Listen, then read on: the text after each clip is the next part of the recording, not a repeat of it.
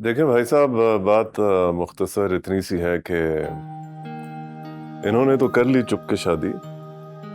लेकिन अब निम्रा बेटी आपकी बहू है, आपकी अमानत है।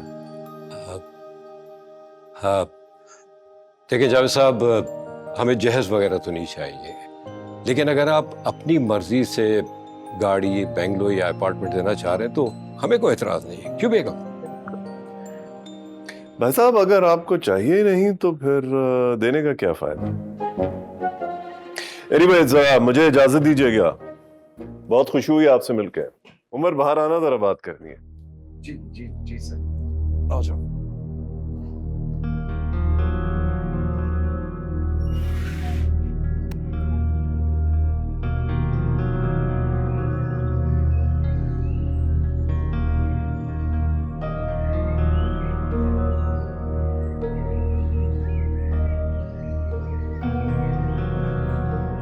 मैं नहीं जानता कि तुम दोनों ने क्या किया है और क्यों किया है। सच बताऊं तो मुझे तो अभी भी यकीन नहीं आ रहा। लेकिन जब मैं तुम्हारी आंखों में देखता हूं तो मुझे एक सिंसियर और काबिले भरोसा लड़का नजर आता है, जो शायद मेरी बेटी से हैसियत में कम पर किरदार में अमीर है। निम्रा तो एक बदतमीज और नासमझ लड़की है, और इसमें मेरा कसूर है। या इसकी मां के जाने के बाद एक बेटी ही थी मेरे पास, और कहीं ना कहीं मैंने अपने लाड प्यार में इसको काफी बिगाड़ दिया। तो बेटा, अगर तुम्हें इसकी अगर कोई बात बुरी लगे तो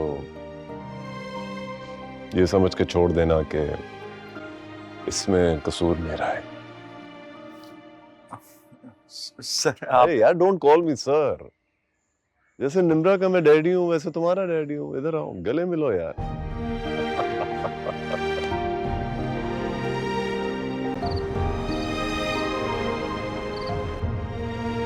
बेड पर सोगे तुम?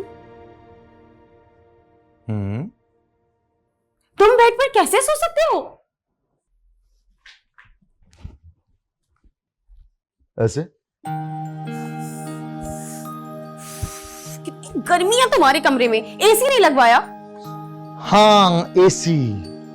मैंने सोचा था जब मेरी शादी होगी ना तो बेगम जहेज में एसी लाएगी, गाड़ी लाएगी, लेकिन यहाँ तुम्हारे डैड ने। एक्सक्यूज मी, मेरे डैडी को कुछ कहने की जरूरत नहीं है।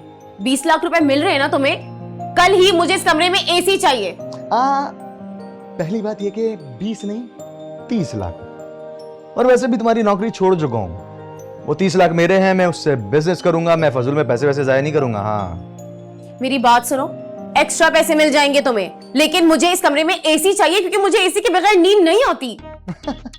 तो आदत डाल लो भाई। 15 दिन की बात है, 15 दिन के लिए आई है ना।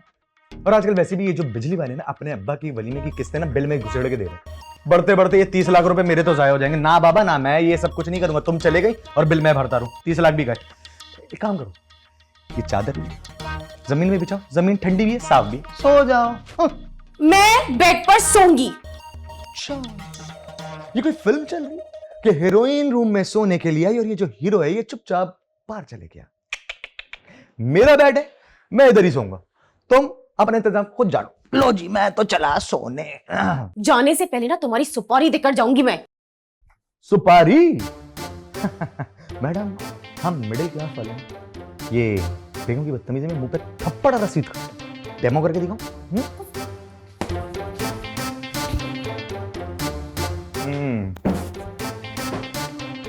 अरे बिच्छा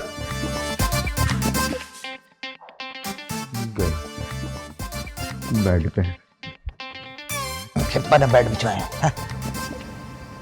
बोल कहानी अपनी जुबानी, हर चेहरा है